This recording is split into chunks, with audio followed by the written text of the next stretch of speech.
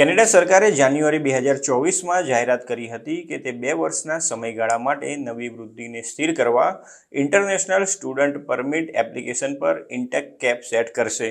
2024 માટે અમુક ગ્રુપને બાકાત રાખ્યા પછી કેપને અંદાજિત 3.64 લાખ એપ્રુવ્ડ સ્ટડી પરમિટ મળવાની અપેક્ષા છે। જોકે ગયા વર્ષ સાથે સરખામણી કરવામાં આવે તો તેમાં 35% ઘટાડો છે। ઇમિગ્રેશન, રેફ્યુજીસ એન્ડ સિટીઝનશીપના મંત્રી માર્ક મિલરે એક સત્તાવાર નિવેદનમાં આ નિર્ણય કેવી રીતે લેવામાં આવ્યો અને કઈ રીતે આ ઇન્ટેક કેપ સેટ કરવામાં આવી છે તેની વિગતવાર યોજનાની જાહેરાત કરી છે।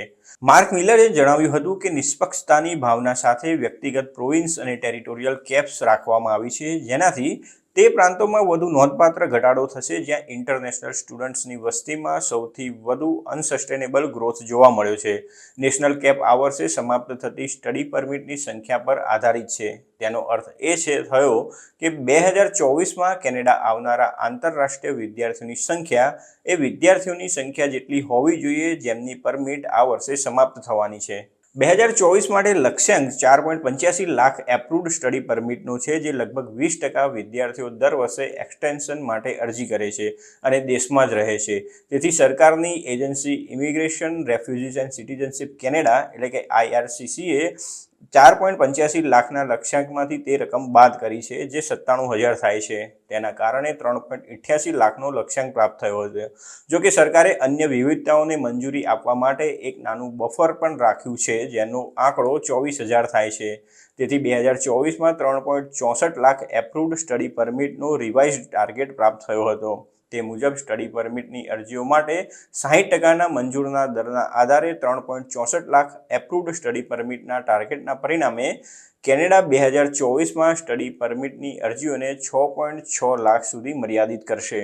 જોકે કેટલાક આંતરરાષ્ટ્રીય વિદ્યાર્થીઓને કેપમાંથી મુક્તિ આપવામાં આવી છે, જેમ કે પ્રાઇમરી અને સેકન્ડરી સ્કૂલના વિદ્યાર્થીઓ અને માસ્ટર અથવા તો ડોક્ટરલ ડિગ્રીના વિદ્યાર્થીઓ સામેલ છે।